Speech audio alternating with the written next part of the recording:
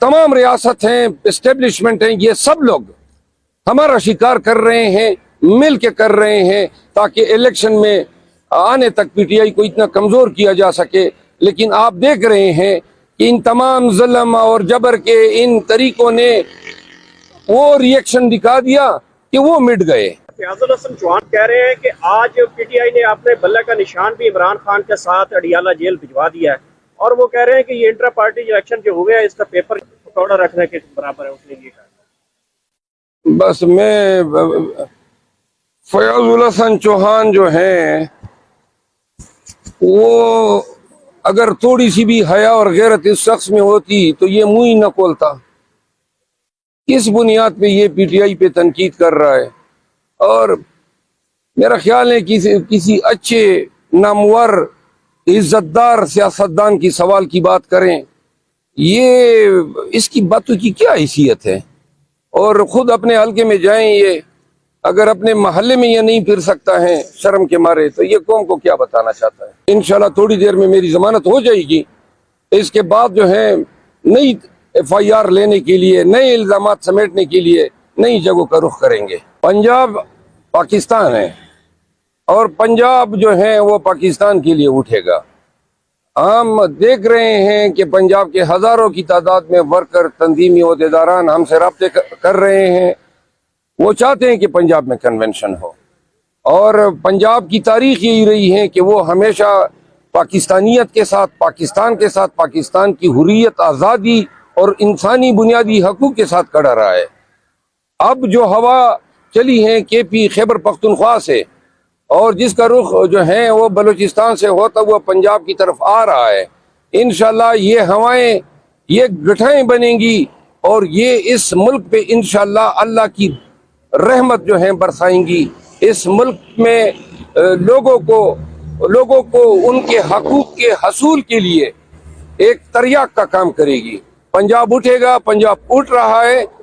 15 दिन की बात है, पाकिस्तान का नक्शा तब्दील होगा।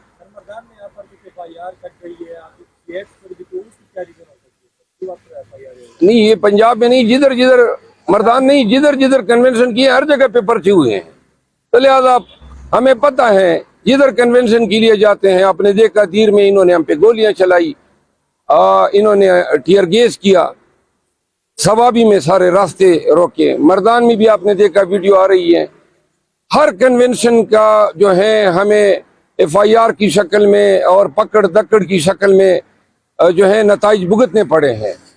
हमें पता है हर कन्वेंशन के नताइज होंगे, हर कन्वेंशन की कीमत होगी, जलसों की कीमत होगी, और बसद खुशी हम हर कीमत अदा करने को तैयार। आज भी मैं इस्लामाबाद हाई कोर्ट आया हूँ, मर्दान और सवाबी में जो मुझ पे FIR हुए हैं उनमें जमानत के लिए हाजिर हुआ हूँ, और इंशाल्लाह थोड़ी देर में मेरी जमानत हो जाएगी।